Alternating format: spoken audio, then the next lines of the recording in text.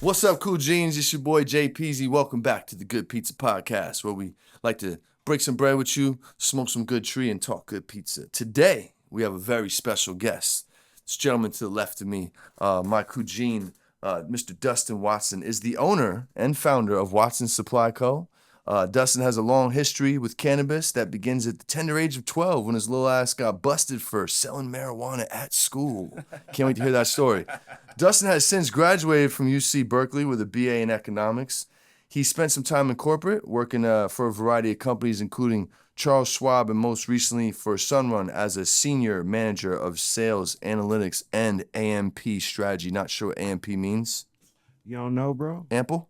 I don't know. AMP might be an ampersand, like it didn't translate on the Word doc. Didn't translate right. Hey, whatever you need it to be. What do you know? What are you gonna do? You It's know some what I mean? high finance shit. And strategy.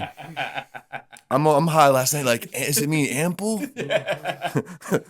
So anyway, eventually he left Sunrun to pursue his cannabis passion full time. Fucking love that. Welcome to the show, my brother. Great to be here, brother. Absolutely, Yes, man. sir. Absolutely, Yes, sir. man. It's Yes, been a sir. long time. Is this your first interview? This is you coming out of the cuts? Yeah, like honestly, I was when you asked me to come on here, I was talking to Buddha, and he was like, "You gonna show your face?" Because I don't really. Yeah, like, bro. I kind of have enjoyed nobody knowing who I am. Not that I'm like so popular or anything. Nah, bro. It's a You thing. know, it's like a lot of guys up where I live. They know my Instagram, but it's like I be seeing people around and I see their faces, but they don't know who I am. That's the which- best, bro. Which has been kind of nice, Like, Yeah.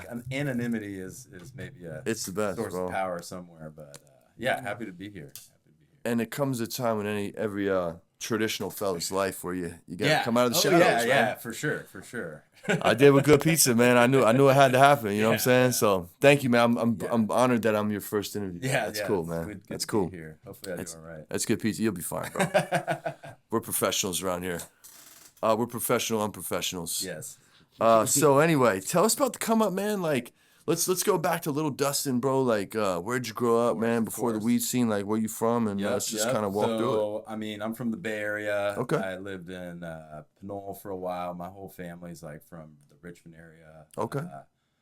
At some point, we moved to Walnut Creek, which nice. is like in the East Bay, nice little suburb. So kind of grew up there. Went to high school in Concord at Dale Okay. Sal High School. Nice. How was that? It was good, man. Yeah. What was the high you know, school experience like? high school experience was good. So Dale Sal High School, very serious sports program. Facts. So I'll give you my claim to shame, since we're being open and honest Yeah. here. Don't say it. You already know what I'm about to say. I have no idea what they're about So to De La say. Salle had a 12-year win streak. 12 right? years. 151 games without a loss. I was the captain of the team when we lost the streak. Wow. And I knew that's what he was gonna say. Wow, and you fucking knew it. De La Salle around De La here. Salle, they know that streak ended, and that shit was crazy, man. What like, sport were we talking? Football. Yeah. So we came as a junior. We were like first in the country, right? Okay. And, Fucking that shit next the bed, year- didn't you? Oh, big time.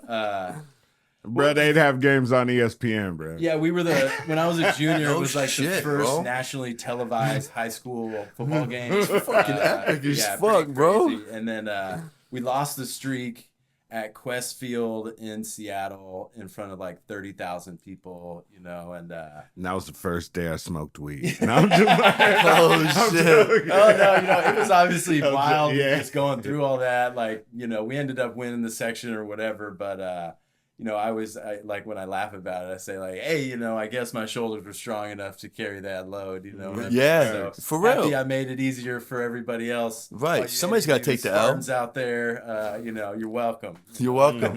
You're all welcome.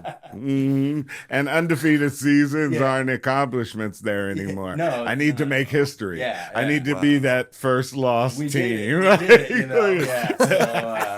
So it's funny because it still comes up from time to time, like when I'm meeting people or whatever. So yeah, did that, and then Nice, man. I ended up going to UC Berkeley where I was like playing rugby and studied Ooh, economics. rugby, that's fucking Yeah, they hardcore. had a good rugby program. They were always like national champs and stuff. Did you play in high school? So I only started playing rugby like the last year because I didn't want to football ended. I didn't really have any ambitions to like go play at some butthole school. And my boy was like, hey, you should play rugby, you know, like they come and do recruiting or whatever. And it was funny because I had applied to UC Berkeley just as a student.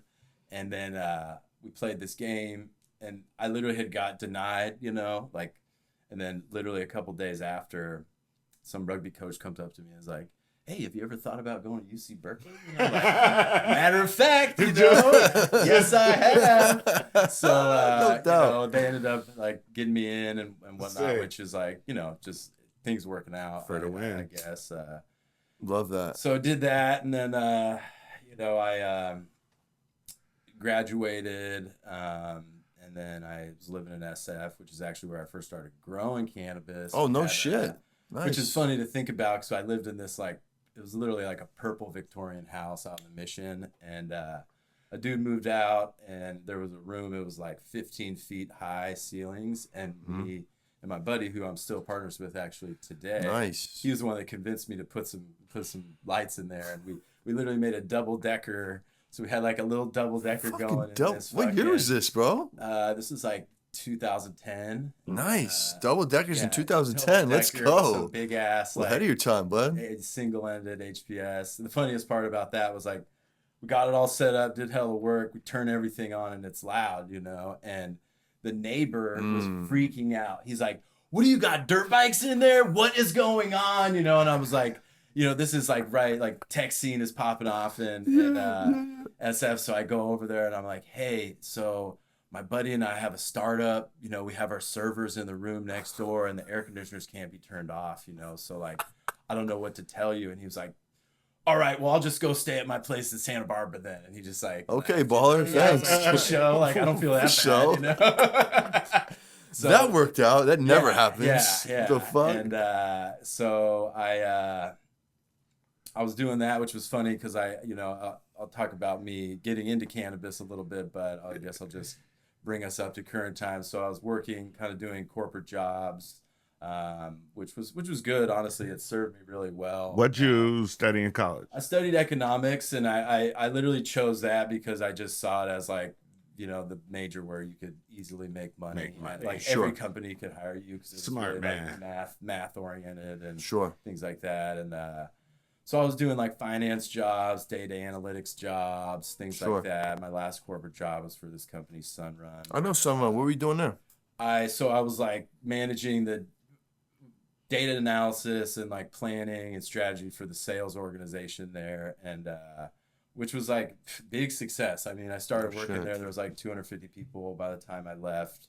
There was like 2,500 people. Wow. You know, it's now a publicly traded company, and unfortunately I didn't really make too much money on that because of bad decisions on my part, but Right. you know, learning nonetheless. Happens. But that job was probably the best experience because, No shit.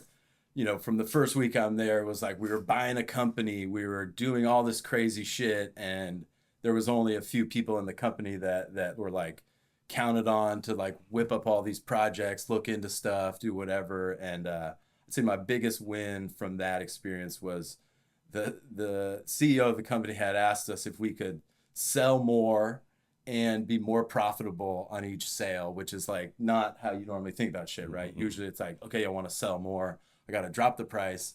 And so collectively we were able to figure out a way that we could sell more units with marginal profit actually being bigger, Holy which shit. was in part related to the way that we created this sales tool, and then we tied all the salespeople's incentive compensation to these profitable sales. So it was like now the sales guys have incentive to sell the right systems that are good for the business and whatever. And all that stuff just really has helped me a lot in the cannabis game. Sure, you know?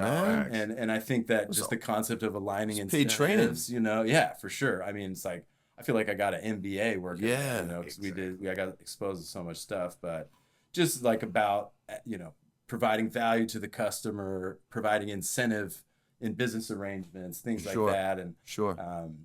so that's really being able to evaluate business decisions. I think is Yeah. probably one of the biggest things, because one of the jobs I had was like planning, which is doing forecasts of sales and things like that. And when you have to do it for such a big company, it has to be really detailed, and that requires you just knowing everything about the product, how it's sold, how people interact, and I always called it like number magic, is like being able to like put something together It is number looks magic. looks out into the future. And I found that I was actually pretty decent at it, by no means a pro, but good enough to get the job done. And that's helped me a lot, just being able to like imagine things in terms of numbers. And which is funny because like you would think I'm saying this and then I'm gonna go into talking about growing cannabis, but like how I grow cannabis is not aligned with like planning a business like that in a very like rigorous quantitative way. Well, there's definitely some of that. So I thought you were going. Yeah. So then I stopped working there just because I was working a lot, and I didn't really like the idea of, well, if you want to make more money or be the boss at those places, obviously being good at your job, merit, that's important, but also kind of the posturing and politicking that come with making your way up, and that just really wasn't for me. I was showing up to work every day just thinking like, fuck, like I gotta be outside, like fuck this shit. But I like the hard part of it, like the mental challenge. That was always really fun for me. It was just the cutthroat the part other of shit, it. just the politic and all the like hollow stopping chats you have every day in an office. A lot of surface level bullshit talk. Yeah. So I stopped working there, and then Hold on, did you just say fuck it, I'm out? No, I mean, did you have I had a something great. lined up? No, I didn't have anything lined up. So I quit working. I went, like, I had this Land Cruiser that I drove around for a couple months, like camping all over the Western U.S. Oh, cool. I literally, like, I was gonna just go work for the Forest Service. Like, that was what I was thinking I was gonna do. I was like, shit. I was thinking I want to be the guy, because I'm an economics guy. I'm like, I could be the guy that says, identifies how big a population of animals are. I could go, they have use for economists in that. And so I was like, that's what I'm going to do. And I remember I got back from the camping trip, and my boy who owned a little farm up in the hills, he hit me up and he was like, hey, I'm moving. You want to take this spot? And it was sick. It was like on a river, but it was really deep. And I was just like, well, fuck, working outside, being in nature a little more. I'm like, yeah, let's do it, And so that was my first year of like, kind of having a cannabis farm. And what year was this, bro? This was in like 2015, so I had been growing and shit. I had been around it a lot. I had a few friends that had farms and things like that, but this was the first time where it was like a little bit bigger, and I mean, we fucking killed it. It was basically just me out there, and we just killed it first run? Bro, we did double his best year. Damn. And like, I'd love to say that like, yeah, I'm so sick of growing, but literally it was just focusing on, I guess this is what my business experience taught me, is like, focus on the big shit, then worry about the small shit. So the macro shit, the dirt, the water, the air, the nutrients, whatever. And then just a lot of fucking work, just being like living it. And that's where how was that switch from office and bro, house in the city? It was great. It was like, I guess the solitude kind of got to me after a while, because this place was deep, and how far? But whereabouts? It was like over near Placerville, but it was kind of like down this road, and it was pretty remote. Cell phone service was shit, and so I was just out there, it was like, out mainly there, just bro. me. I didn't have a chick, like I didn't have, people would come visit and whatever, and I mean, I just was completely immersed. And you talk about like getting 10,000 hours in. I was like, fuck, dude, that year I feel like I got almost 10 in. But maybe like 5 or so, but a lot. I was just living it, and it was sick, because it was just the first time where because I wasn't really like much of a hustler before that, but this was my first experience where I'm like, wow, if I just give more, I get more. And if I care more and I do more, I reap the benefits of it. And it was just like sick, this is what I want to do, and then I guess like, as far as like my relationship with cannabis, the first time I smelled cannabis, bring it on back. First time I smelled cannabis, I was maybe like 10. I was at a skate park that was actually like behind a church or something in Walnut Creek. Love this story already. This older guy, like, who we were skating with, like, pulls out a little pipe and had some weed, and I was like, oh, what is that, and I smelled it, and I was just like, holy fuck, I gotta have this. Really? You liked the smell at a young age, huh? The smell. It was like completely infatuated with it. And then at like around the time, I was also listening to that Bone Thugs East 1999 Yeah. album. Oh, And there was this fuck song. yeah. there's- Smoke Buddha. Yeah. Smoke. There's a song called Bud Smokers Only. Bud Smokers Only, yeah. That was like, listening to that song, just like, I gotta have it. Like, how do I get it? How do I get it? And Damn, bro. so then, it's like, as any ambitious young person would, you figure out how to get it. And so we were like rifling through like friends' parents' fucking little safe boxes and shit. Like, shit. Yeah. we I were went like, to well, work, they got bro. weed in there. Like, what? They're not going to say shit to us. You know? Yeah. So we were like taking it. Yeah. And then I found out my brother had it and he was selling it and shit. And Older brother? Or? older brother, Yeah. he's like 5 years older than me. And so I started stealing it from him a little bit. Finest And, ass. Oh, man. You sneaky little dude, fucker. yeah, it's not good, Well, not come on, good. you gotta do what you gotta do But back so the story gets a little better. So then, I'm in like 6th grade. I got some weed, at school and shit. And one day, a cop comes and pulls me out of class, like brings me to the office. I'm literally like 11 or 12, and they're just like, "Where did you get this weed?" And I was freaking out. They're like, "Be honest," and at this point, I was just like such a little bitch. It was I was square. like, like whatever you want, I'll do. Yeah, because you think And, you're about to go down. Yeah, forever. I'm dead, And so I was like, yeah, I got it from this guy, and I stole some from my brother, and like the cop literally left immediately, went to the high school to like find my brother. Right. Oh, fuck. Luckily, he got like tipped off by someone. He didn't get caught up with anything, but Cool. I literally got walked to the police car as a 12-year-old. The whole school had like got out of their classes, so like Oh, everybody's fuck. watching. It was so dramatic back then, wasn't it? Everybody's Yeah. watching, and Yeah, now bro. I'm like a virus in town. It's like Oh, yeah. no dude. one wants their kid to be around No. me, and this was like devastating for my mother. Who my parents were legit; they were great parents. But Yeah, sure. the thing that really beat me was my mom just being like, "I'm so disappointed," and seeing her. Yeah, that shit hurts. Like, because I got kicked out of the school district, so yeah. now she's calling around trying to find a school for me to go to. Yeah. And no one will have me. And I just remember her crying and just Oh, being like, fuck, no dude. one will have you, And I was just like, what have I done, But And probably it's over a little bit of weed, little man. bit They of weed, fucking but just try to but ruin our lives the over that biggest shit, man. lesson I got out of that was actually when, like, a few days after this all went down, I had to go with my dad. He was building some stairs at my grandparents' house. These are the Italian grandparents. Love it. And my grandma, she brings me upstairs to talk to me about what's gone on. And the only thing I remember her saying is like, "Yeah, I heard that you told on Trevor. That's my brother." And I was like, "Yeah."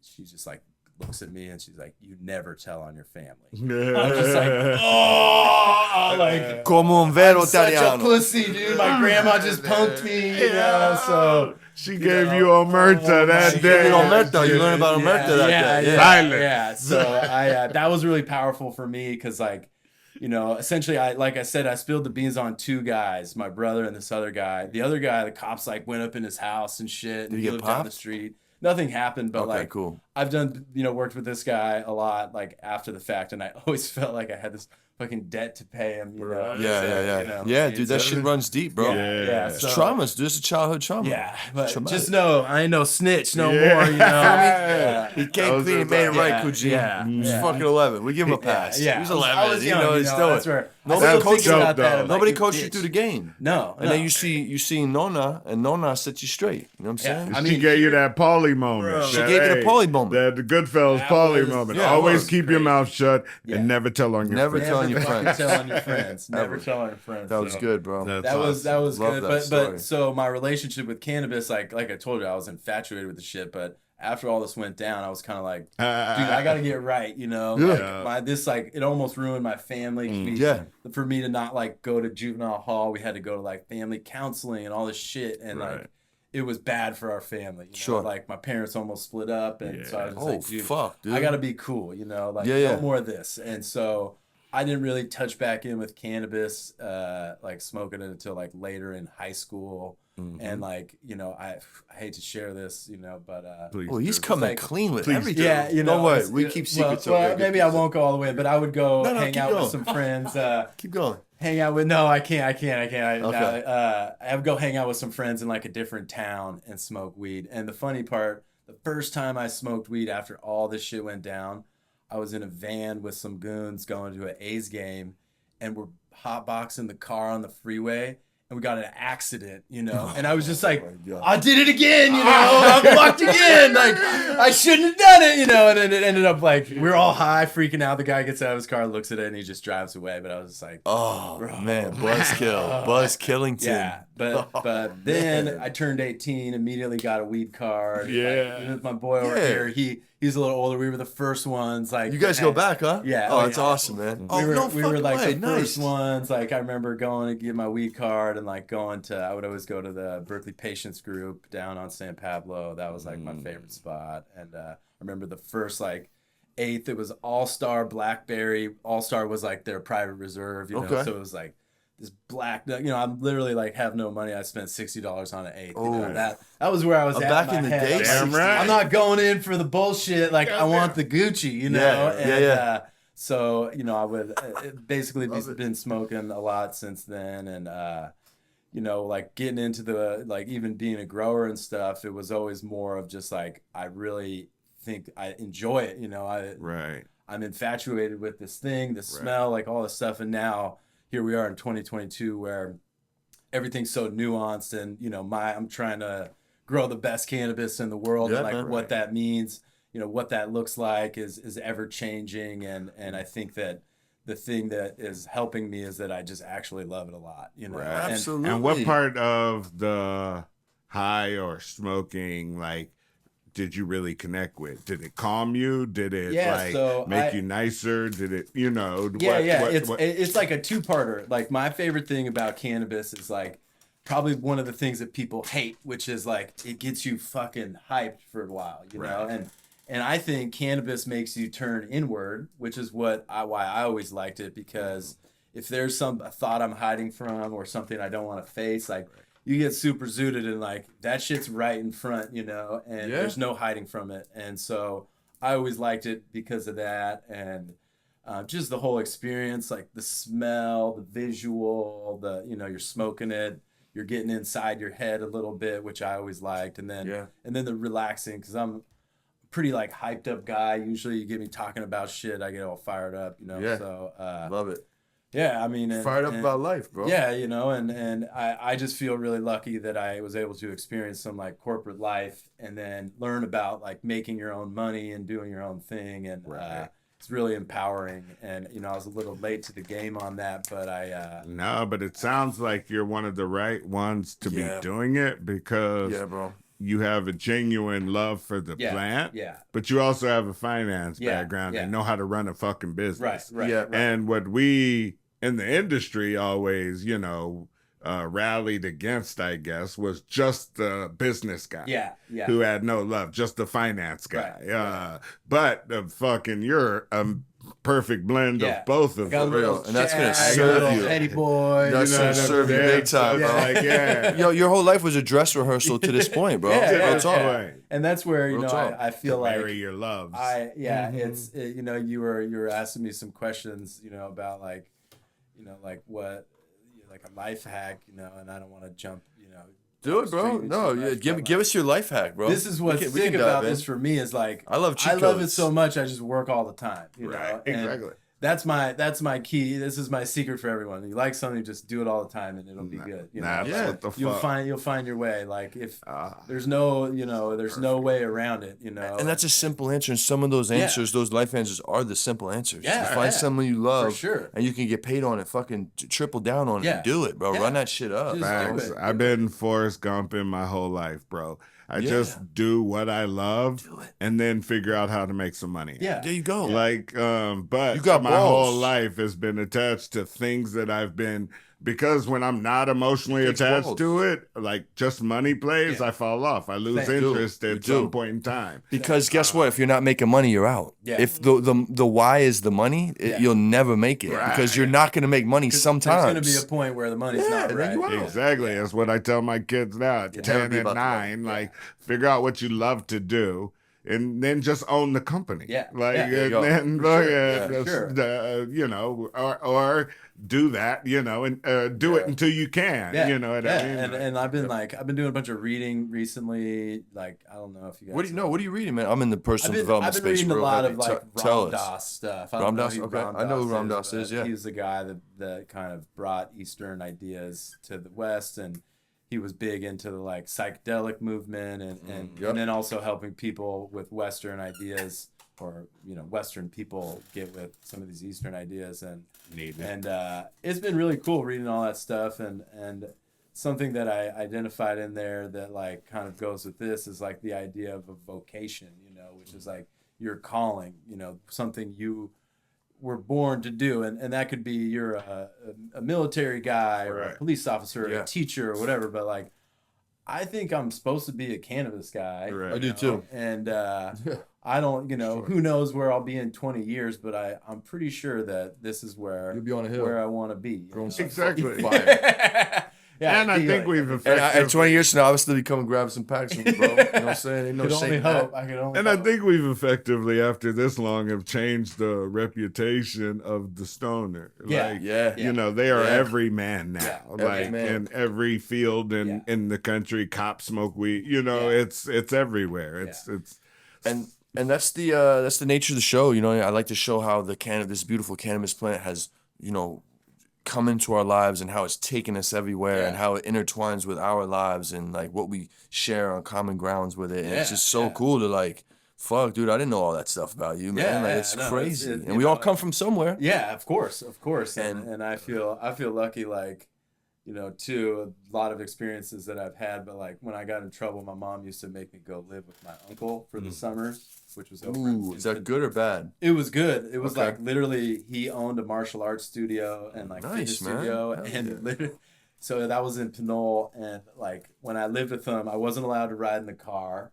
You know, he taught me. I showed up there. I was just a young buck, and he asked me some questions like, well, what do you want to be? You know, who can we model you after, and then start working towards that. And he really showed me about like identifying where you want to be and then make a plan to get there. And so like I literally wasn't allowed to ride in his car. I had to go do fucking fitness or martial arts classes every fucking day. We'd go run track down at like Pinole Valley High School or at Laney, or not Laney, I forget the JC in Richmond. But so I was like, you know, spending a lot of time alone as a young guy too. So I think like when I think about things that have helped me, that period in my life has helped me a lot, because he showed me what it looks like to just say, okay, I want to be this, and then go fucking do it. You know? Right. And Bro, I can't tell you how big of a jewel that is you at can that do it. age. Like, How old were you when this was going I mean, this was like 6th, 7th grade, you know? And so I spent like 2 summers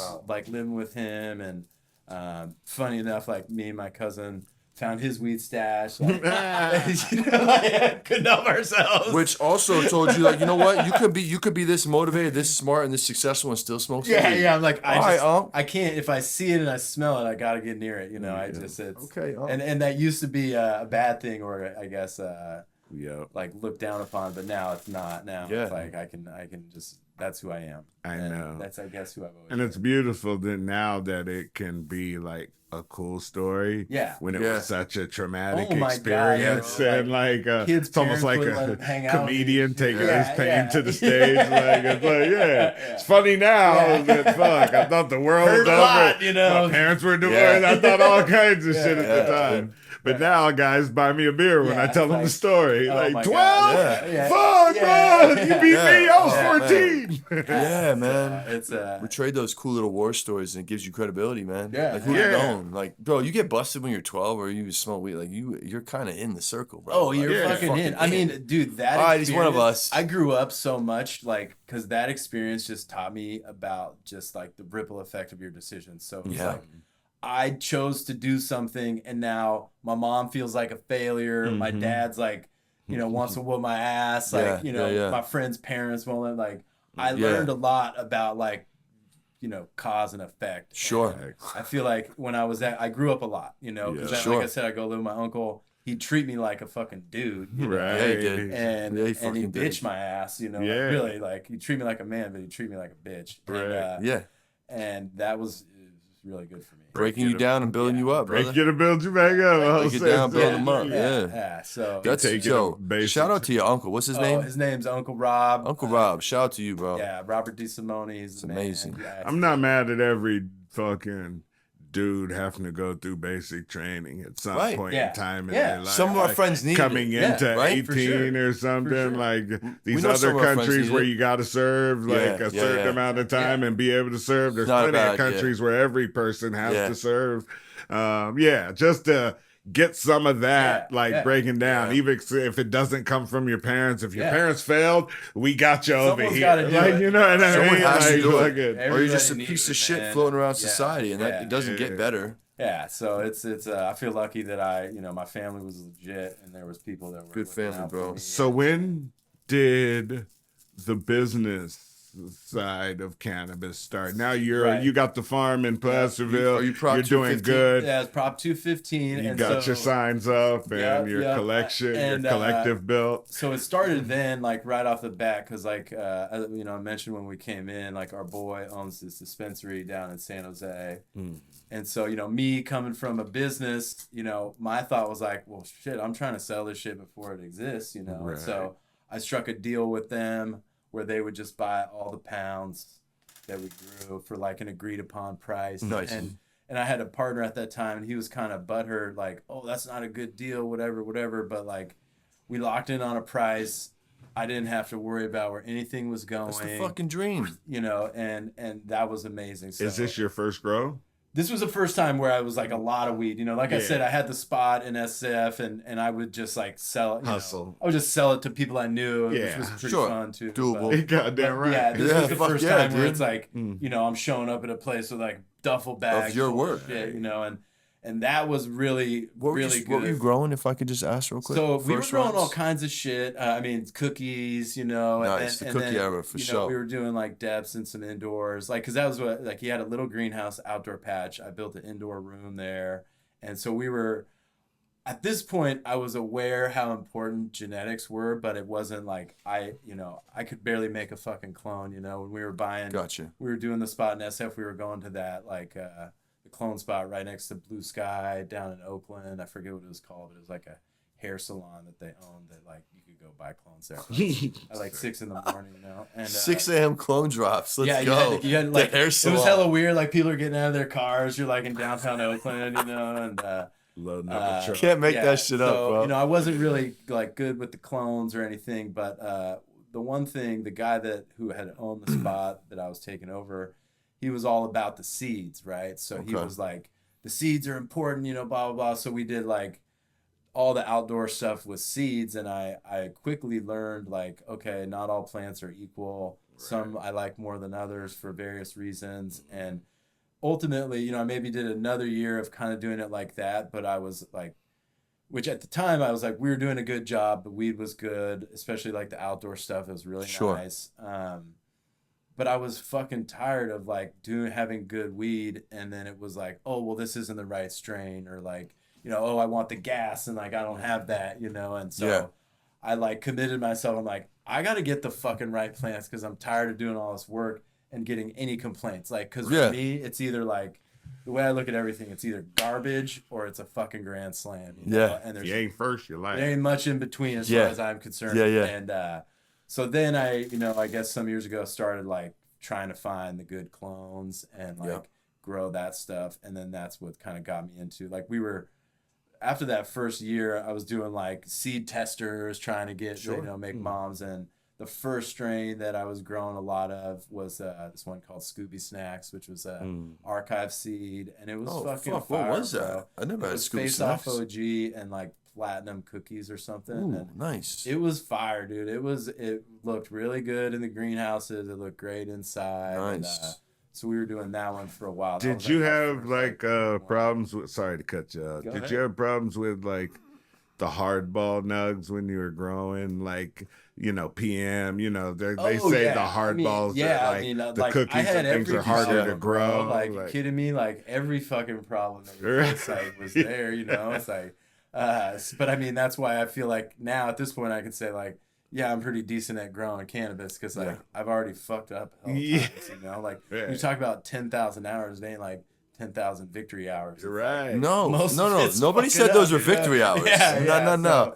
So, Learning from errors. And what he's making reference to is 10,000 hours. They say you have to do something 10,000 hours or times to be a professional at it. That's what he's making reference be to. an expert. And To be an expert, an expert. And so, and personally at this point, I've done way more than 10,000 hours, and I don't think it's enough. You know. Yeah, bro, you're fucking. I still call myself. I still don't, right? you know, like, you know, always learning, bro. Think, but that's my hope is that will help us be successful going forward. Is just, you know, for me, I'm very curious because, you know, early on working in these companies, working for some like business big dogs, the guys I always respected the most were the ones that stayed curious. Like they would listen to, you know, the bottom level guy chirping about some bullshit or having some idea. And that always seemed really powerful to me because I'm like, well, this guy knows more than everybody, but why does he want to listen to me so much, you know? And it made me realize it's like that curiosity is really what will keep you pushing, you know? And if you want to be the master, I mean, like any real master, I would bet if you called him a master to their face, they would laugh at you. To be like, you know? come on, man. I'm a student, you know? I'm a student of life. I'm a fucking student. Yeah, and so that's where, like, and then also kind of coming up at this time in the cannabis game where, you know, a little more information was around and this and that, like, I've just always been a real avid research doer. And, you know, doing my homework, whether it's like soil, you know, media, nutrients, strains, and things like that. I think probably what serves me the best is just my all the homework I've done on strains. And your willingness to learn. And to continue to learn. Like I hope that I never think for a second that like I'm the guy, you know. Like I've mentioned this to you, but like somebody that I want to emulate in the cannabis industry. Well, this person is Rick Rubin. Yeah, if you don't know who Rick Rubin is, Rick Rubin's a music producer who's produced like tons of artists, you know, like Def Jam, fucking Red Hot Chili Peppers, Def Jam legend, all across the board, and nobody knows who he is. But if you're an industry person, you fucking know. If you know, you know.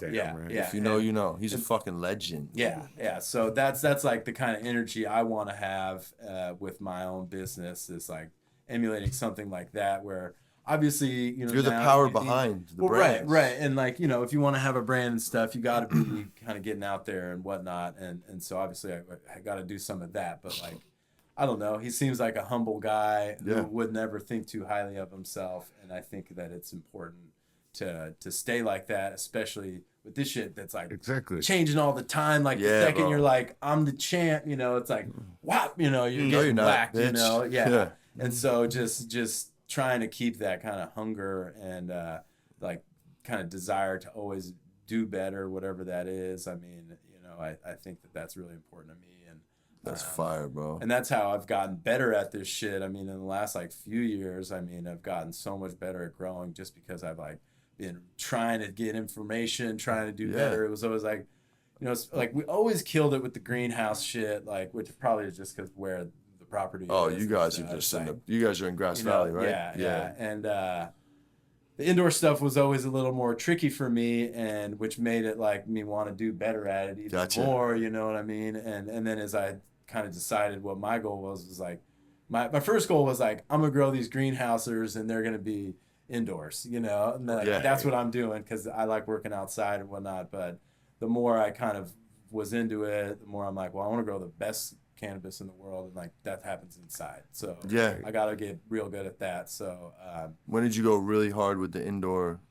Like when did that thought come about? And like when we were like, you know what, fuck it, man, I'm about to. I don't know, maybe like 2017 or something like that. Okay, the year I moved here.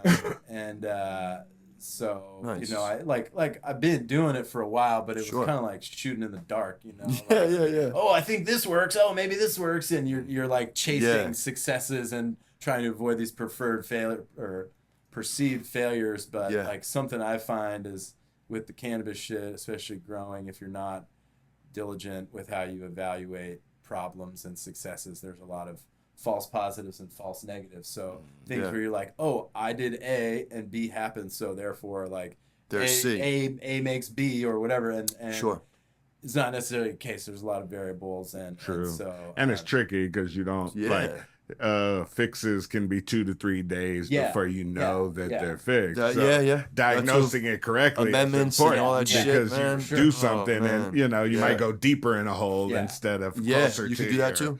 Fucking sure Dustin knows. And I feel like now that I've had enough reps, which is like enough trial and error, enough reps. Like, gotta get the reps, whatever you're doing, paint pictures. Or what has been like the biggest frustration in cannabis or the industry? Dude, honestly, like the frustrations for me, it's just like having to brand and market a product, because like I was just not my wheelhouse, and I could sit here and look at a bunch of stuff and say like that one's good, with respect to like brand imaging and things like that, like. That's it wouldn't even be a frustration, but I would call it like a point of resistance in my life where eventually I just decided like, okay, I need to try a little bit at least, because if you don't, then you're not going to have the outcome you want. And I didn't really have anyone around me who was like maybe like yourself, who's doing that side of the thing, being more of like, and that's my strong point. Exactly, marketing. And so because again, going back to the Rick Rubin, like you don't see Rick Rubin's face on nothing. True. Like, you might see him in the studio with Jay-Z, maybe on a documentary. Exactly. And then you're like, holy fuck, he works with Jay-Z. You're like, who's this guy? This is why I chose producer when I worked in Hollywood. I saw the life. I was producing commercials, like Super Bowl commercials and things like this, and big high budget music videos. And I saw that they were like famous in the industry. But they could still go through the mall with their kids. That's nice. That's a big plus. Because fame is not a cool thing. Man. It's only cool at like a restaurant or needing tickets. Bro. Then it's cool. But there are 20 instances where it's a burden. And standing next to some high-end people in LA, like you would see it. It's like, oh, this ain't cool. You don't want this. I want to chill with my kids real quick. And I started out doing stand-up when I moved to LA. So it was like 7 years of on stage and during the day working on commercials and at night getting on stage. And I just was like, no, I like this producer's life better. He's at home every night. He's fucking like, it's a good life. So I understand. And the marketing part is like, because it's such a fickle beast and it changes with the weather and what's cool yesterday ain't cool, and I got to stay on top. Stay with the shit, which I like that part. I like trying to be curious. I like to know what people like. I like to know what works, and that was where like even choosing what plants to grow or whatever. I can grow whatever I like, but if nobody wants to buy it, then who gives a shit, exactly. So kind of getting past myself a little bit and more just thinking about like what's the consumer want. Got the best blue dream on earth. You know what I mean? The frustration, which is not even really a problem for me now, but I guess I wouldn't even call it frustration. It's more like kind of funny, is like, I was working at a corporation and then I stopped and then I came out, started doing my weed thing. And now I feel like, within the next couple of years, it's going to be like some way, doing corporate shit again, Oh yeah, bro, yeah. Like here we are again, So but at least it's in a space that you love. And I have passion for it, and doing it for yourself. Exactly. It's a lot different making those calls and doing all that shit. Exactly. When it's for you, so man. Let's hop into some breeding, bro. Like I feel like we're kind of at the point where the cold heat came around. You know what I'm saying? This is your staple strain. The cold heat. This is how people need to try it, man. It's fire, bro. It's good. It was a good one for sure. Hell yeah. So I mean, like the breeding and stuff. Honestly, I started doing it more to make plants that did really good outside. Okay. So we would do clones, and then we'd always grow some seeds, and like I'd be noticing, okay, wow, these are real nice here, so we're gonna grow those, and maybe we could cross it into some of these other things that we like to grow that don't do so well and see how they do. And then, so like even like the cold heat thing, that was really more the ambition of that. Like I had got this runts cut in like 2017 or 2018. Wow. Like, it was like, grew like shit. I probably had like, V1 hop latent virus, fuck, man. It was poop. So we grew it one time and then I was like, man, these plants are so fucked. Like we made some seeds with it, like luckily. And, and honestly, like even those, I wasn't really thinking like, oh yeah, I'm going to make a strain, or whatever. It was more like, are these going to be bomb to grow, and then I tested them out and especially these cold heat seeds, which at the time we were just calling them like runtsmans. I grew like 20 plants outside, and they were all fucking bomb. And then I did a bunch more like inside, and that was when I picked that one. What pheno was that? Do you know? Which one? What number? Yeah. I think it was 20. 20? Yeah. I like it. Yeah. And so we had made a bunch of seeds that I still haven't even worked through all of them. I keep. You still got some sisters of cold heat? Oh yeah, we got a bunch more of those. Oh, that's fucking cool. But like I mentioned, we're kind of working on, like, we have some males that we're trying to use that are from like those cold heats or that like OG cross. And for me, I mean, I think as I imagine, like in the future, trying to, as I mentioned, like I'd love to be growing all my own things, but what I've noticed is it seems really, and we've talked about this a little bit, it seems really hard, like if you're coming out of a breeding stock, to make things that are so diverse and different from each other, Yeah. And so that's where I think it's going to be difficult to kind of do that, because you use one male and hit everything, like the attributes of that male are in some way going to come through on all those plants. So, I'd love to be, I guess my goal is to have like 10 or so strains that are just killer and different, and, kind of fit into all these different categories that we can always pull from and be excited to grow. And ideally, like, the customers fuck with it too. But yeah. What is your time frame, if you don't mind, on what is like the time frame of starting the breeding process of putting something to it actually getting in production? Oh, well, it could take a long time. That's I mentioned. So something I've noticed with people who like to pop seeds, pheno hunt, make seeds is like, it costs a lot of money to do it, right? Yeah. Especially if you're doing it inside. So what I call it, like a selection bias, which means to me, you're like, I spent hella money on this. I better get a fucking hitter out of this. Yeah. And it may or may not be the case. And you have to be willing to say, like, yeah, spent a lot of money on that. But like, is any of this better than anything I already have or know about? Like, yeah. If the answer is not a resounding, like 100%, like that one, yeah. I mean, you just kill the project. You just, I mean, we'll try to grow a few things, we'll try them out, but you got to be pretty ruthless, which is why I don't have like a bunch of strains that I've made. So like why a lot of people don't. Well, yeah. And that's where, even I've noticed with people that I interact with in the industry, like everybody that does that task of like popping seeds or making strains, like everybody's got their own preference too. So I see these different people who maybe make seeds regularly. They always kind of lean, like when they pick stuff, they like these certain attributes, whether it's visual or whatever. For me, I think obviously the visual has to be there, but like something like a Skittles will tell us otherwise. But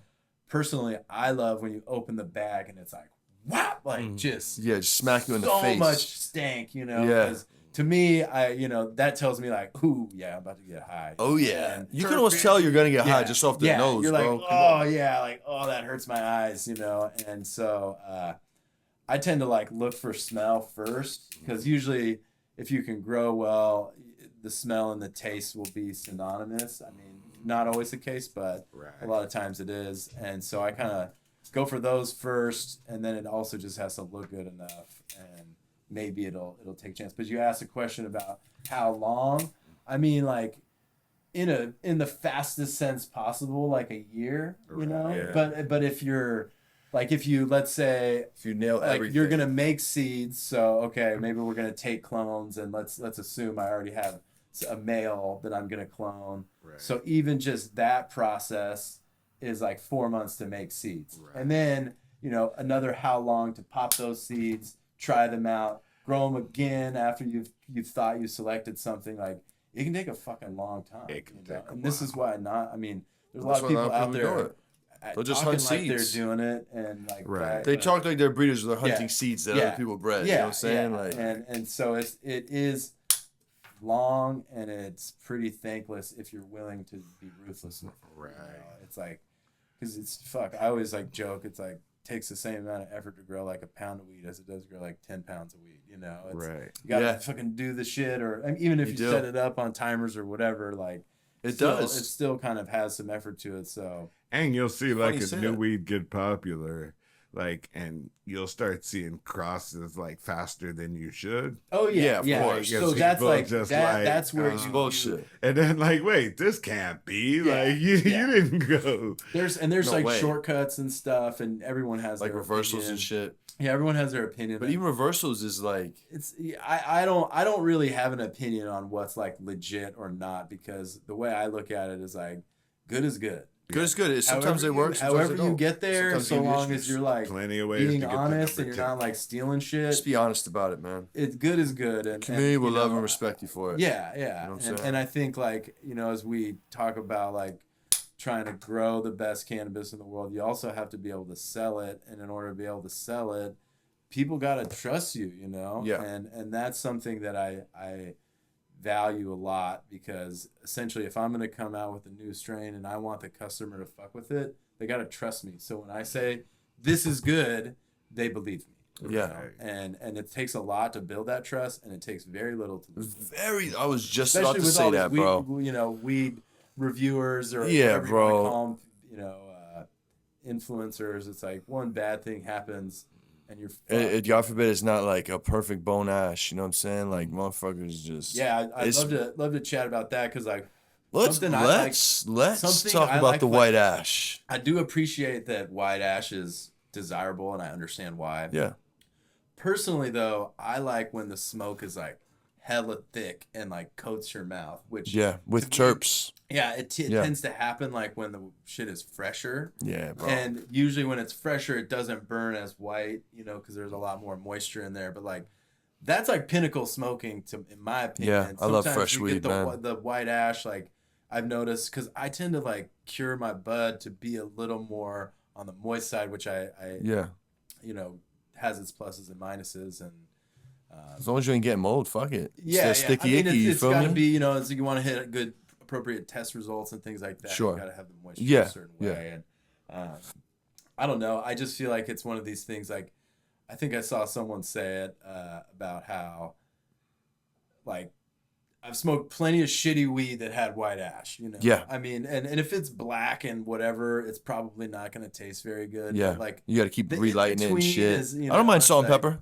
I don't Yeah, mind a little salt and pepper. it's, Doesn't bother me at all. I don't think it's like the one thing I look for. You know what I constantly see that constantly kills the conversation for me, because I used to say that a lot with the moisture content and how fresh the weed is, dude. I just got this triple Lindy from Blueprint, and this was 8 days post chop. Yeah. Well, it's what, fucking 10 now, Yeah. maybe 11, That's 12, nice. and it fucking burns bone fucking Yeah. white, dude. 8 days post chop. So it's like, damn, then something like that'll happen. I'm like, well, there goes my fucking argument. Yeah, You know what I'm saying? Then we're back to square one. And that's all just over it. again. Is like, Like, it's a I've been doing never-ending thing, bro. Some research into like white ash, like what is it, and the only things I could really find were like things that were talking about tobacco, Right. and how they were like treating the tobacco with like calcium or something, and it was helping it to burn whiter because they wanted the cigarettes to be white, and so. I've heard a bunch of shit about it. So flush with CalMag or what?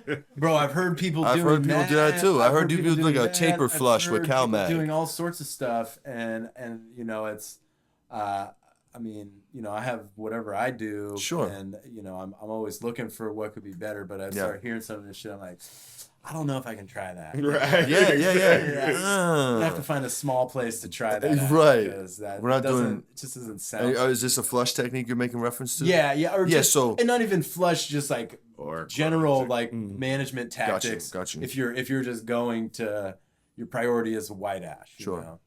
Yeah. But yeah, I don't know. Yeah, fucking white ash. Everyone's. I mean, Jesus. but I do think I will say that having more rigor around what is it to be premium cannabis, what is AAA cannabis, right? Like if you go look at any fruit or vegetable, they have a rigorous grading system for how they say it's like, whatever top level or bottom. And, we don't have that. We just have some fucking dude trying to peddle their shit. Be like, Yeah. oh, this fire, bro. Exactly. This smoking. You know, It's like, smoking. How much And- is it smoking? Yeah. You know? Is it And really Does it smoking? smoke all the way through the joint? Does it suck halfway through? Do I have to keep lighting it? How's the ash? Facts. And to be the most regulated plant on earth, you would think someone might have thought of feel that. me? They're thinking about every piece of this plant. Right. Yeah. They're not thinking about grading it. No, I Like, know. Right. And Right. I've been curious about that because That's a trip, dude. No, they I can't always wonder tax that. if there's some rhyme or reason to stuff, you know. Yeah. And who's to say? I'm sure it'll happen, right? Yeah, it'll happen. Once it goes federally legal, I'm sure they'll do all kinds of dumb shit to make it either harder for us or hopefully educate want the me to- client. I No, don't know. we'll keep it going. We'll keep Yeah. it going. Keep that cherry cold, baby. Tell me about tell me about your high performance horticulture and the model behind that. I love that word, high performance Oh, yeah. horticulture. I love how you break that We down. were just like doing this little brainstorm thing, and we were trying to think about like ways to describe whatever it is we're doing, in a very concise, short way. And horticulture to us is it's not like agriculture. When you think agriculture, I think it's like a big ass Big field, farm, yeah, field, huge, thousands of acres. ag land. When I think of horticulture, I think of it more as like I don't know, when I hear that word, I think of like a glass greenhouse that like has little experiments going on in it. Yeah. And then Yeah, as yeah. far as being high performance, we got that idea from like F1 racing, and Okay. there we read something. It was like on the Mercedes or like AMG F1 page. Oh fuck yeah. And Lewis Hamilton. I think it was like they're extracting marginal gains on the edge of technology or something like that. So what that meant to us was they're like the budgets for these F1 cars are fucking nuts. They spend Yeah. so much money on that to literally try to make it get 1/100th of a second faster. Yep. 1/10 of a second, like crazy shit. Yeah. And so It's $12 to $31 million. yeah. For a car. So For a cheapest car. team is 12 million. The fucking most expensive one is $31 million for the car. $17 million in the engine alone. Yeah. Plus all the R&D. Plus all the R&D. Yeah, in exactly. which each Yeah. team is doing their own. And so they're like extracting marginal gains, and that was kind of like translated directly to how we think about cannabis is because even when you do something that's super, you think it's good, there's always a little Yeah. There's thing always you can- another level a you little could go thing. up. It can always be a little bit better, and so that I think it's a cool. That's little, dope. Little tag. No, that's cool, man. And it shows in what you do, man. Yeah, I mean, Love it. and I think there's many more marginal gains to be had. I feel like there's still so much. Well, knowing you a little better now and seeing how you're always striving for that extra inch, that extra edge, bro. There's no doubt in my mind that you're gonna pull that shit off on your journey and continue to get so. better. You know what I Yeah. mean? And I think it's the cool part about the industry kind of still being in its infancy. Yeah. And a lot of shit still to look forward to, a lot of shit to still to figure out. Sure. Like there's still more terps we don't know about. my There's God. still There's- like, there's so there's still much- things That's out there exciting, bro. that Stones we unturned. that are still coming. Yeah. So for a guy like you who's on the front lines Yeah. touching the plants and seeing these first, like Yeah. it's got to be It's exciting. super Fuck fun. yeah. Yeah, super fun. There's still so much to know, and that's exciting as well. Facts, yeah, because there's definitely like a whole bunch of ways to add up to 100. Oh, So like in cannabis, it's like yeah. in some industries there's like a few ways to add up to 10. But cannabis, there's still like a shit ton of So ways much, to add up to so 100. What much, he so does to get perfect weed, like you were saying, good weed is good weed. Yeah. How you got How you there got there, is I mean- like can be a wildly different story Oh, yeah. for Sure. different people. I know dudes in greenhouses who was selling it as indoor 2,200 a year and a half ago. Oh yeah. Like fucking each, and like so They know what's up. they They know found what's the up. system, a strain that worked well. They only did wedding cakes. They they Yeah, nailed bro. something in. And Yeah, this I've was a seen couple some of real years. nice yeah. cakes. So, Oh like, yeah. Oh yeah. fucking but yeah, man, That's is dope. fun. That's dope. So, what you got coming up, man? What can we expect from Watson Supply Co? Tell us about some future projects. I know you got a lot of shit cooking up. Future How projects. can we support? Yeah, that too. That too. I mean, you could support us by following us on Instagram first and foremost. WatsonSupply.co. .co, yeah. .co. So, I mean, we're working on a bunch of new different kind of breeding projects. We got a lot going on there. Hell yeah. You know, I'm pretty excited about that because for a long time, you know, like you said, I've been growing this cold heat, which is still my favorite, and it took a while for it to become my favorite. Okay. And now I'm like, you know, I love it more and more, but I realize the need to diversify a little bit. Yeah, bro. And it honestly doesn't feel great. Like, you know, I grow like other clone onlys and things like that, and you never feel as good growing that kind of stuff for whatever reason. You know? Yeah. So we're working on a bunch of different things. Like I mentioned, really trying to focus on having a little diversity to the whatever strains we're putting out, you know, and I think that's probably going to be the biggest challenge is that, like I said, I mean, I have my own preferences that I have to like fight against when trying to choose different shit, as well as man. being able to make it as a happen, curator. you know, That's like curating your menu is tough.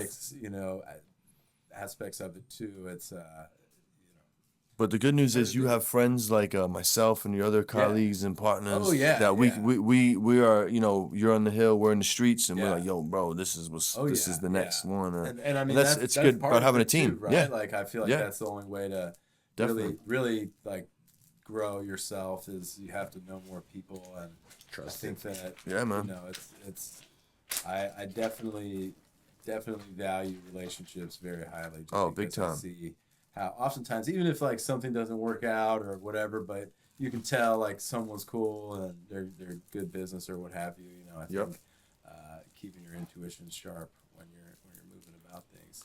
And two guys who do good business, like, will fucking probably be friends forever. Oh yeah. Like Yeah. when that issue is not there, like he's good business, he's good pizza.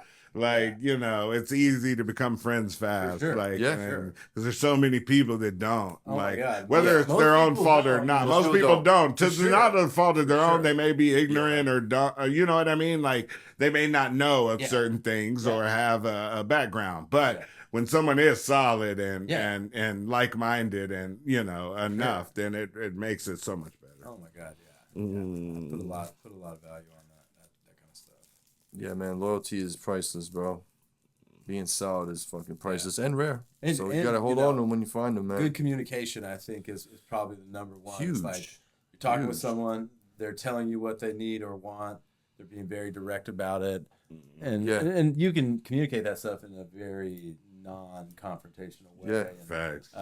you know, even with people that you don't really know, and I think people like that, even if they don't think they do. You know? True. Yeah.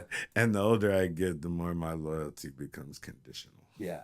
Yeah. Oh. Like, fuck yeah. Well, yeah. I'm not even You know, gonna I front. think Like, that's- I used to be that's 19. I'm jumping in the car. Yeah, We do yeah. whatever. But today it's like, yeah, I'm not. You actually did some fucked up shit. Like, Yeah. I'm with them right now. Like, Yeah. All right, and I'm gonna be your friend to tell you. Like, Yeah, you know. bro. Cool, I get it. And that's loyalty too. But yeah. It's a Okay. beautiful thing. I got a question for you. Doing any greenhouse for the licensed market? We bringing those we actually fugazis have to the we market got or what? the Fugazis, you know how we do.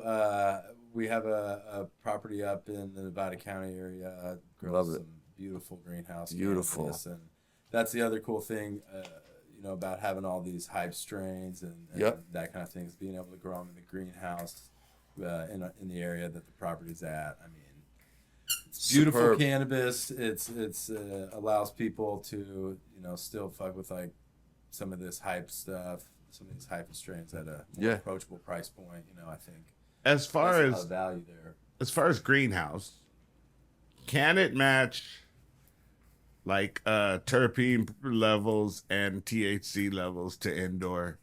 I think it depends. You know, and the word greenhouse is thrown around really loosely because like, there's a huge range of like quality and what light have you. deprivation. So if you have like a bunch of grow lights inside your greenhouse, I think you can get pretty close. I mean, we definitely you know, we see Mixed some light's the wave, bro. Mixed light, you know, Buck Mountain Cannabis, shout out. Shout out you know, Buck grow Mountain, some- man. grow Them some boys fire, is going mixed some light. fuegos. Yeah. So I think it depends, you know, but you know, I don't think that whatever the best indoor is and the best greenhouse, I think the best indoor Is gonna be win. there. The way I think about it is just like kind of less particulate in the air, less things like that sitting on top of the flowers, which you're ultimately going to consume. Especially during fire season, bro. Fire season, just there's a lot of dust. I mean, you just without a fire, it's dusty. on It's like dry. a greenhouse film, you got to clean that stuff off because it gets dusty. So, I think greenhouse cannabis is fire. I mean, that was that's what I'm passion. Like I love growing greenhouse. And that's my question: can the greenhouse reputation rise? Like, can greenhouse weed reputation? That's, I guess, it's a good question. Bring it back. You asked me about something that frustrates you, and I think something that frustrates me is someone saying like, "Oh, greenhouse like shitty," indoor. Yeah, bro. I would pick some premium quality greenhouse cannabis over some like super minty indoor any day. Any day. Because it's usually stanking way more, like the flavors and stuff are a little bit better. Right, and I think it's important. It's that sun spectrum, bro. I think it's important for people to hear that. Yeah. Like, I appreciate some people shut why down people say when that. When they say their when perception, but I think that they should be a little more open. They were smoking their man's bullshit depths. That's why they said it. Yeah. You know what I'm saying? Like, come on. A little hoop house in the backyard. A little shitty little hoop your man's do. Like, come on. Not all depths are created equal. There you go. That's my message. There you go. Thanks. So it depends. So I love that we touched on that, man. For real. We're gonna dive into some questions that my cool jeans are gonna know about right, you. Let's do it. You done with this one? Yeah. We're cool. There's a lot left. We'll light her back up. What should the industry know that you know, man? Can you like share some stories or debunk some myths in the cannabis world? Anything that like, I mean, again, it may annoy you, like the greenhouse thing. Like, man, I hate when people say that, man. It's not true. I mean, it's just not true. That's or was that it? That is the myth. That would be one of my myths. For Okay. sure. You're rich overnight. Yeah. And I think that maybe there was a myth for a little while that you could be a company that doesn't have any substance and like make it in this industry, and I think that is a proven myth. Yeah, we're seeing it. We're seeing it firsthand, and so I think that seems to me that a lot of the companies being really successful are people that have a vested interest in the industry and community, or a long history of it. You're really in it for this shit, and for the patients, man. Yeah, and it goes back to the trust, the trust, all that, and that's how I know you and me are gonna make it, bro. You know what I'm saying? Because we're fucking.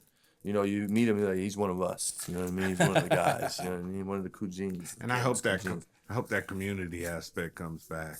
Me too, man. Man. Like the medical model was way more kind of community oriented, where I don't think everybody was competing with each other as much as working together more. Then it hit the rec market, and it's so expensive that you have to be kind of cutthroat and cut. You got to do what you got to do. What you got to do. Yeah.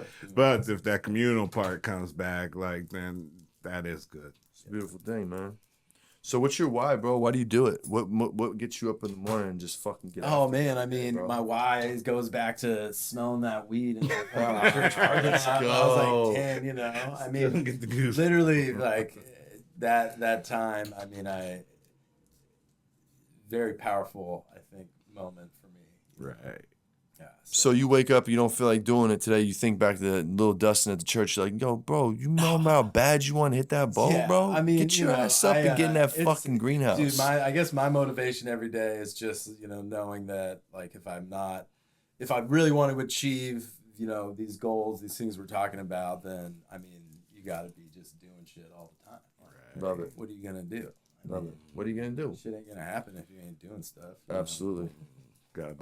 Go-getters normally have a sick morning routine. Maybe you do, maybe you don't. Would you share our morning? Do you have a morning routine? Is it faithful? My morning routine, I guess, would be nothing crazy. I wake up kind of early and just have some coffee, do my coffee, do my bathroom deeds, and then drop the kids off at the pool.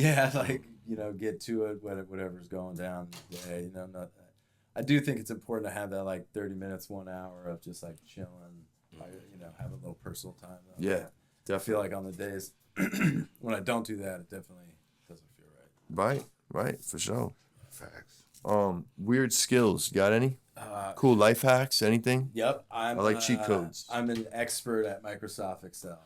That's a good one. That's another one I've done 10,000 hours on, 100%. That's a fucking good one. So could you help me? Oh, if I needed it? I'm very, unfortunately. I'm sure you'd love to just do Unfortunately, Excel in your spare time, the little spare time you have running three farms. Dude, I still sometimes will do little projects for people, just because it is kind of fun. I mean, it's like you have fun with Excel. That's amazing. No, I mean, it's That's more amazing. when somebody is, there's a problem to be solved. I got you. And you use this tool to like set it all up and like find the answer.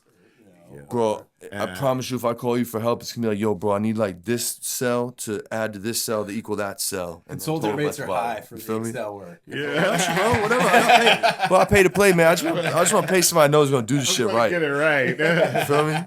Exactly. What's taking me 7 hours, you can fix in 5 minutes. Yeah, but yeah, that's like a weird one because.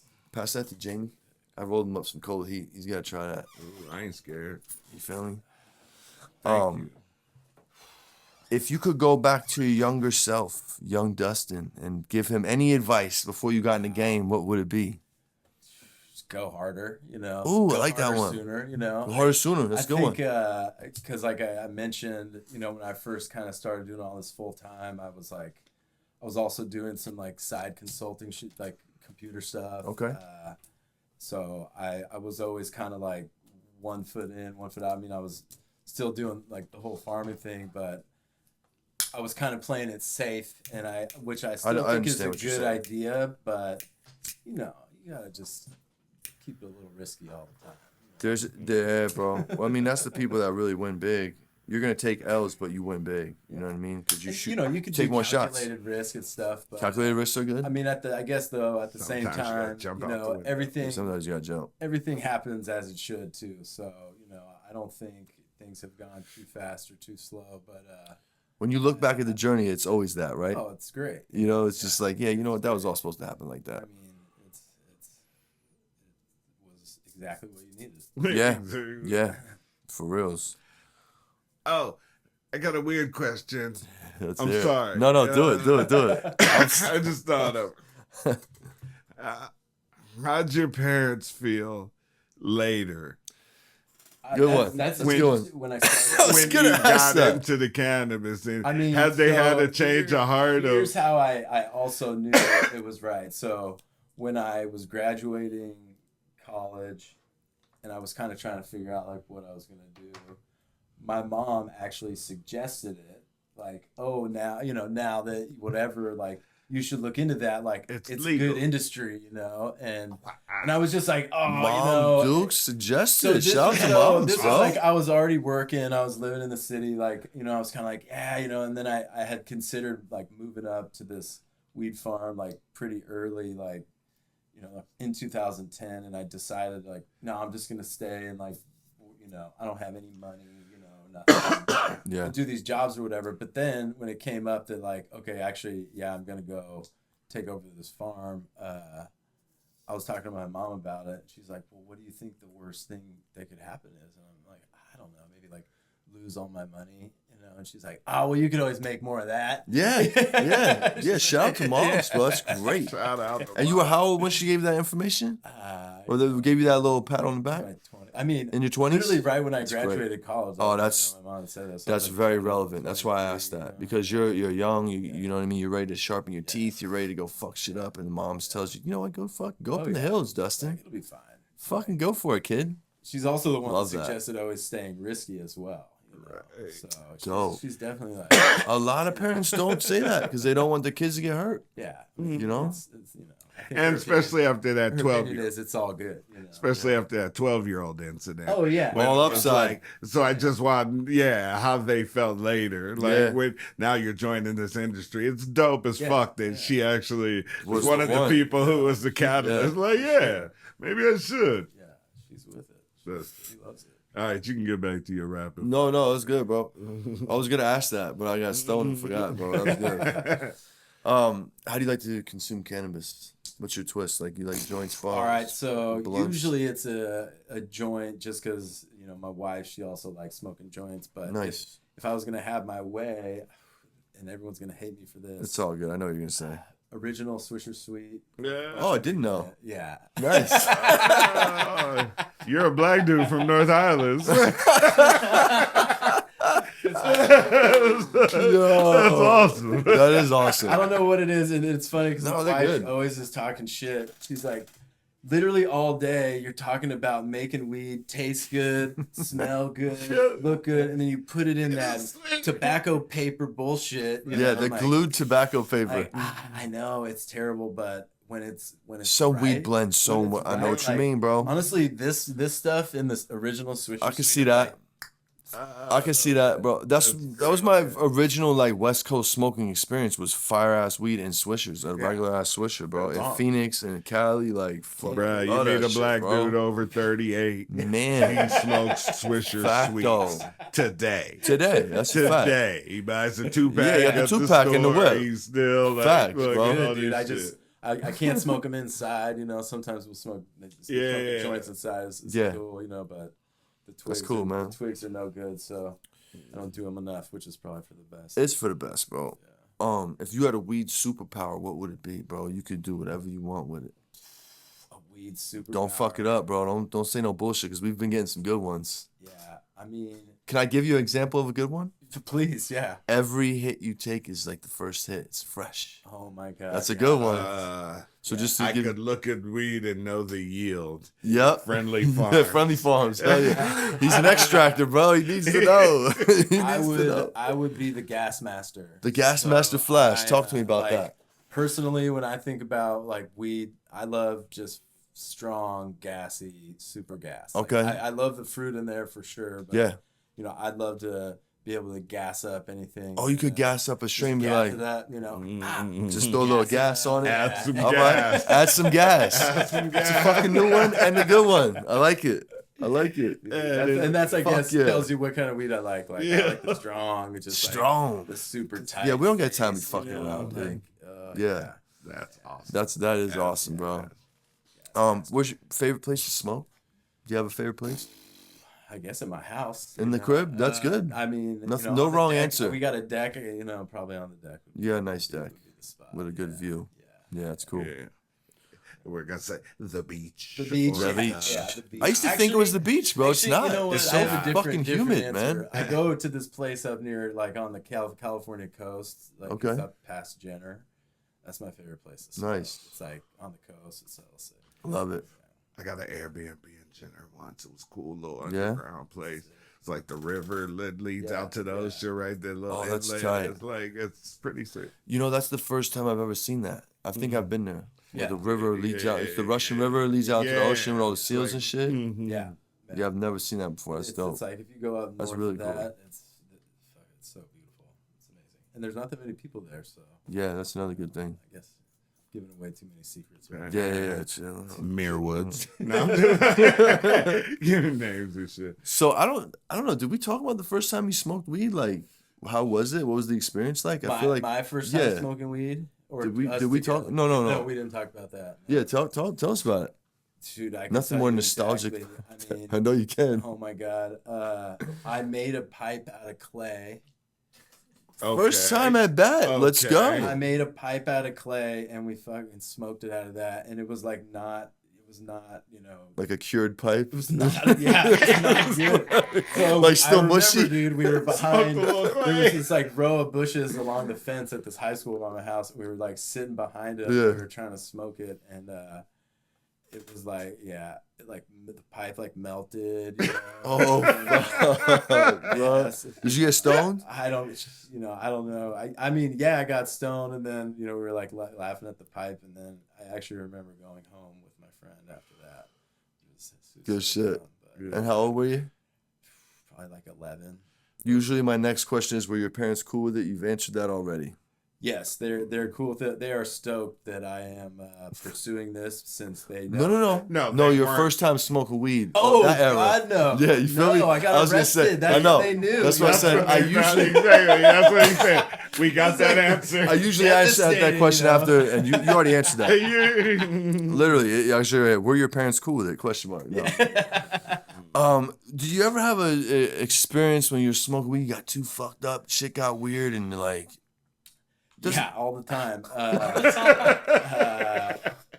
I mean, I remember once I was like, I traveled in South America for like half a year. Okay. And, love this story already. And my buddy was down there, and we met up, and we hired like a local guide to take us rock climbing, and we went out, and it was cool. It was like these two young dudes from the area. We were climbing, and they're like, hey, let's go back over to this house where our friends live. We're going to just rest for a little bit, have some food, and then we're going to climb more. And we're like, cool. And I hadn't smoked in like a really long time at that point. And they passed me this joint. And, you know, it was some like stress ass shitty weed, you know. But I got so high and I was like having a meltdown. And then they're like, all right, we're going to go climbing now, you know. And so I'm like climbing, like freaking out. Oh, you still climb, bro? I was like, oh my God damn right, can't be no bitch. Yeah, you feel me? Freaking out. The fight's all internal. It's all up here, baby. You fucking savage. You faced your fears that day, pal. Oh my God, it was so terrible. After that point, I was like, no more weed smoking in South America. I'm not doing this shit anymore. Right. No shit. Like That's shit. out. Yeah. All right. Well, no. Sometimes I can ask this question. Sometimes I can't. I feel like I can. Can you give us a crazy growth story, like where shit went down? You had to get all the plants up out of there, like or whatever. Oh my God. Or if you have a sound grow experience, we can move right past it. Or crop went bad Actually, in the I bottom have of the a night. funny one. Bottom of the ninth, crop went bad. That's a good one. Funny one. No, it was I was working for this other guy, helping him kind of like get some shit going, and we had put up all these greenhouses. Like he was building out this property that was going to be whatever, like licensed property, and we were putting up all these greenhouses as like to keep us busy while that was going, pretty much, and. Bro, the plants were literally like in week 7 or something, and week 6, and a helicopter flew over it like one time. He freaked out. We took the whole thing down, like that we had built from nothing, and like it's literally like on the fucking 1 yard line, and we were just like, what? You know, just so confused. That's defeating, bro. It was bad. Did you wash it? What'd you do with it? No, it was like he did it like. Nothing. Over Didn't the blast it. weekend, Nothing. It just went in everything went in the garbage.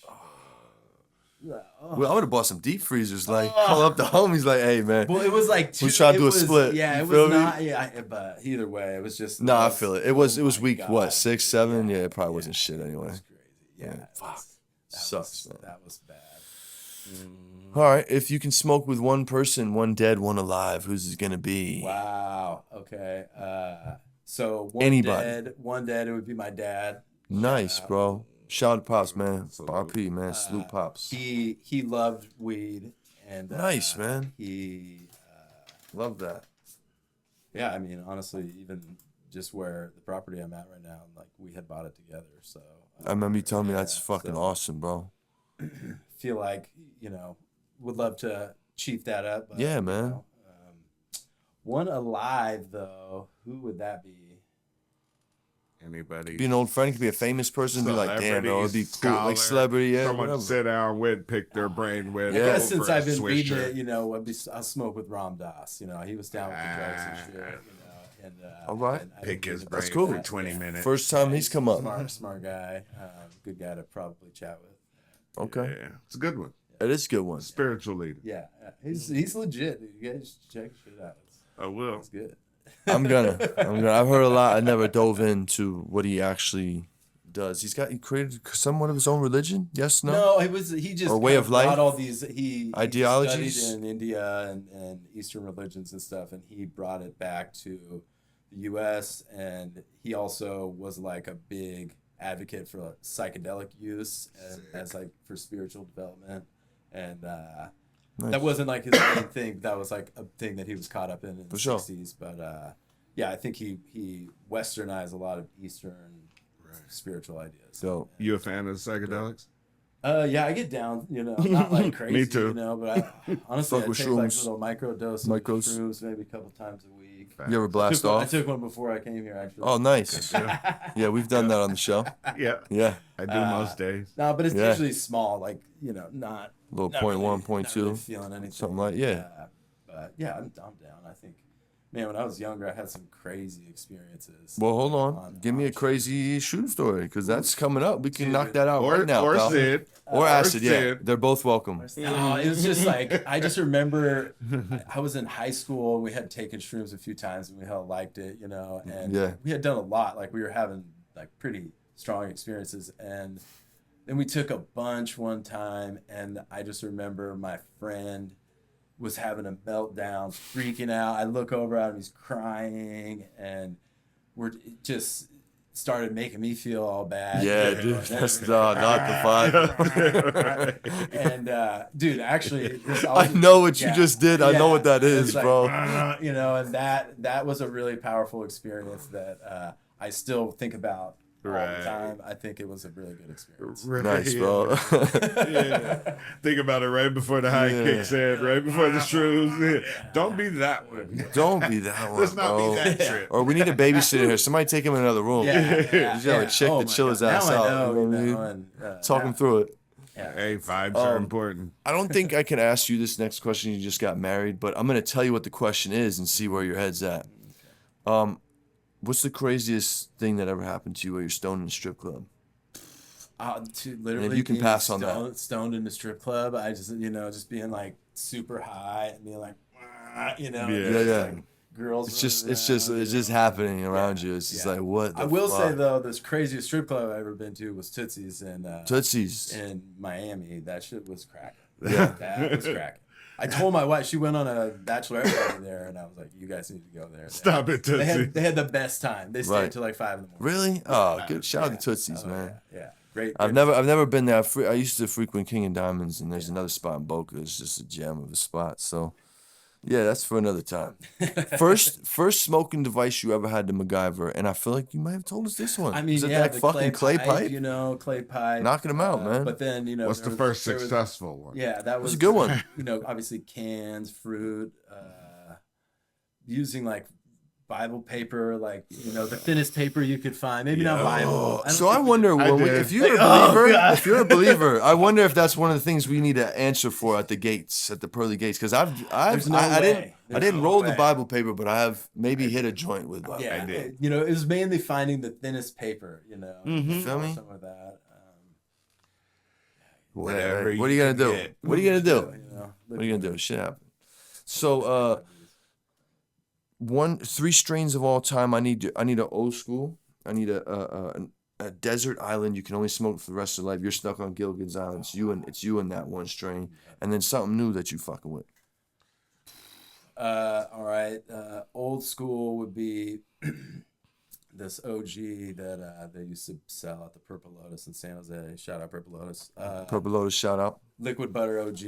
That shit Liquid was Butter OG, fire. okay. Like, okay. Super. Well, actually, what is old school? Because no, whatever's old school to you. What would be? No, what that means to you. Yeah. Okay. From back in your heyday. Yeah, it's usually something you grew up on. I feel like people say. So the Liquid Butter OG, the weed I would be stranded on an island with is the weed that I aspire for my weed to be like.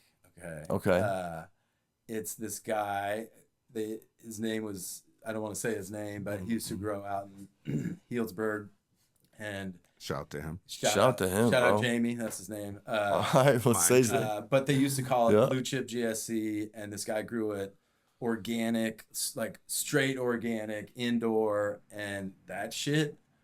I still think about that. That's what I want my weed to be like. Like literally. What does it remind you of? I've never heard of this. It was just some cookie cut. Oh, GSC, my fault. Cut, but it was a little different. It was like the flavor was off the walls, and the way he grew it, it had that perfect rosebud cookie structure, frosty as fuck, and like literally like silver lavender, this crazy color. It was so beautiful. And everything you loved about cookies. Oh my god, it tasted so good, and that's literally what I want my weed to be like. And so I'd be stuck on an island with some chip, and then you know, what am I looking forward to smoking? You know, this cold heat. That's right. It's some fire, and it's some fucking fire. That's for sure. Talk your shit. Talk your shit, cousin.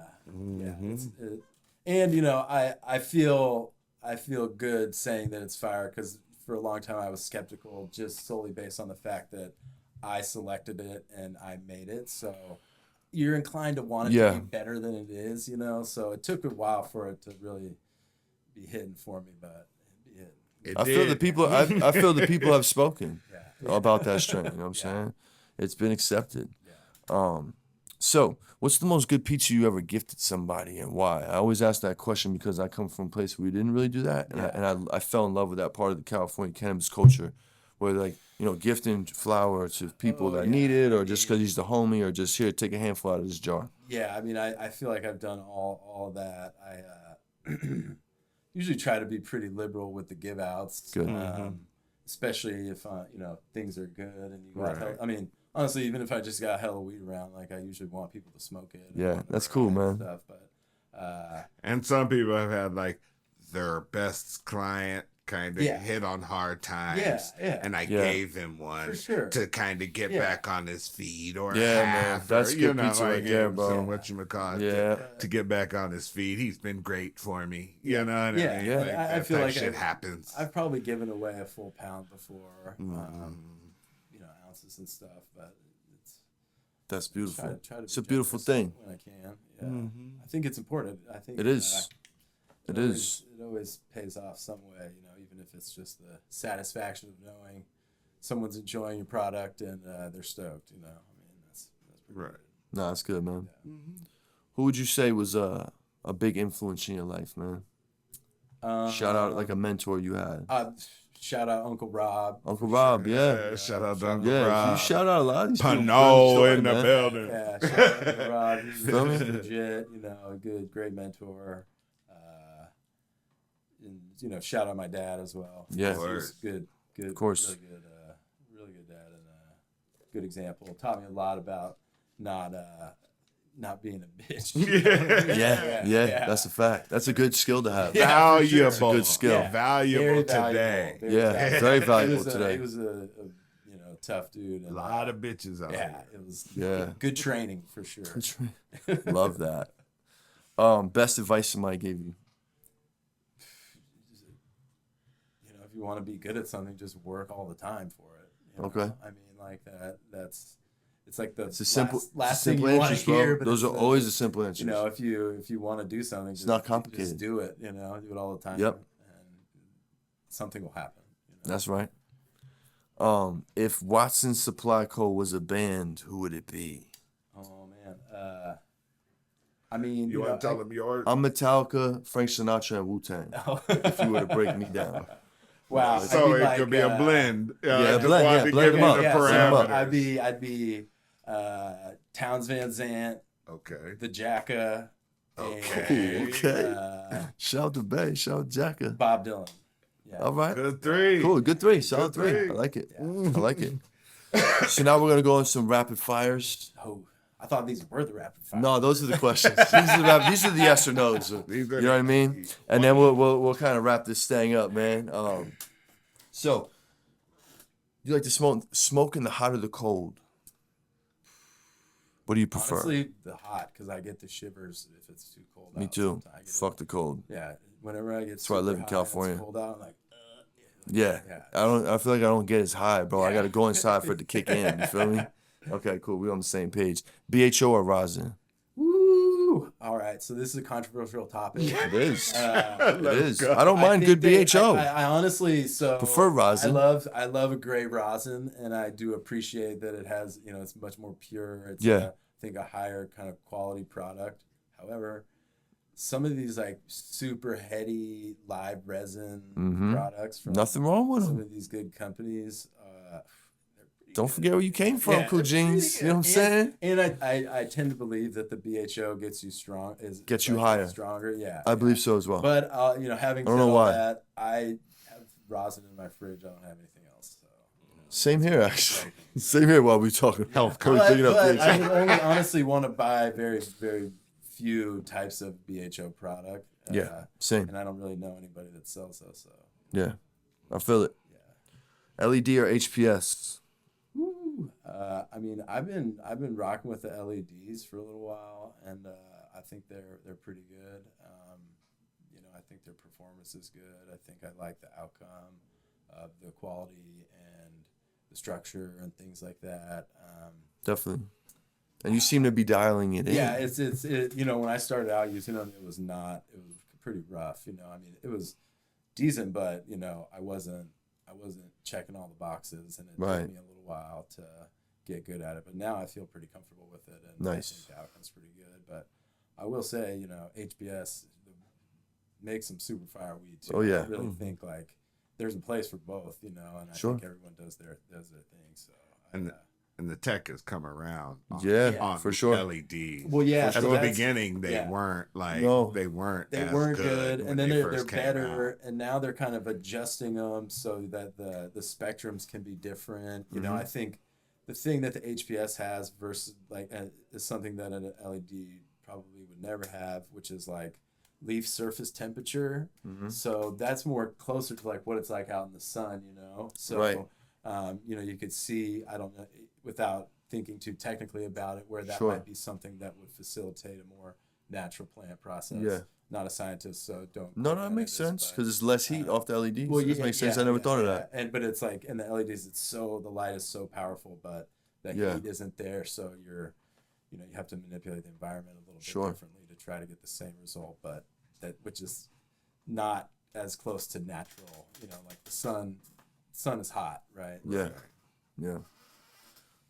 Street smarts or book smarts? Wow, we were talking about this in the car ride over here. And you can say both on this one. So if you like. I personally think that if you can have both, it's gonna do you better because when it comes to making decisions, more information is better. Well, to an extent, but if you're able to use your emotional intelligence, your street smarts in connection with knowledge of like history and math and science and stuff, you're gonna be. That's a fact. If one was getting taken tomorrow, which one would it be? Oh. I would probably stick with the street smarts just because, you know, if they're taking away your skills, like, sounds like we're pretty close to anarchy anyway. So Yeah. I'm glad with the street smarts. Straight up. Beavis or Butthead? Wow. That's funny. I saw a commercial for Beavis and Butthead the other day. You know, I guess I just always related more to Butthead. With the brown hair. I don't know if you're going to catch this one. Ren or Stimpy? You're my age. Yeah. So, Ren is... I'd probably go with Stimpy. You know? Stimpy? Yeah, Stimpy's cool. Yeah. Stimpy's cool. SpongeBob or Patrick? Oh, my God. I don't know. Mr. Crab. All right, cool. We go to crabs. Are you a Batman or a Superman guy? Ooh, that's a great question. Probably Superman. I mean, Marvel or DC? He has powers. Yeah. Would you go Marvel or DC? Marvel. I'm a Marvel guy. Street Fighter or Mortal Kombat? I feel more nostalgia for Street Fighter. Street Fighter 2. Street Fighter 2. That's a good one. That's a good one. Sativa or Indica? Indica. Great. Football or baseball? Football. Bike or skateboard? Skateboard. New York or LA? New York. Nice. Pizza or tacos? Tacos. Makes sense. I'll tell you, you're from California. I can't. You don't Mexican food is literally my favorite. Bro, it's good. No right or wrong answer. Gelato, Runch Terps, or OG Gas? I feel like you told us already. Yeah, both. Combo. Poor gas. Wu-Tang or Death Row? Death Row. Okay. I like it. And then real quick, before we get up out of here, I'm going to have you shout out your favorite plug. Plug day is June 16th, just so you know. So buy your favorite plug something. Get him a bag or something. But shout out your favorite plug from back in the day. Historically. Yeah. Wow. Someone that took care of you back in the day. One of your fucking cousins. You liked calling. Like stand-up guy. You called him up. He took care of you. Like, I mean, it was my brother, really. You know. Hey, no wrong answer. Shout out to bro. I'll say the weed I remember the most that he got me was some train wreck from his friend. His name was PJ Bakakis. So. Love it. Love train wreck growing fire like way long ago in the fucking suburbs, you know. Fuck yeah. Train wreck Shout out to him, man. Yeah. So June 16th of next year, you just missed it. So we're not gonna do a belated gift, but get him some. Yeah. You know what I'm saying? It's plug day. How can people find you, brother? How can we help your mission? You can hit me on Instagram. That's we have pretty much the only social media presence there. Yeah, holler at me. You know, I'm like, holler at him. Either me or my boy are on the messages, and bet. You know, we try to chatted up with everybody. So hell yeah, man. And watch out for some future projects, man. Some good pizza.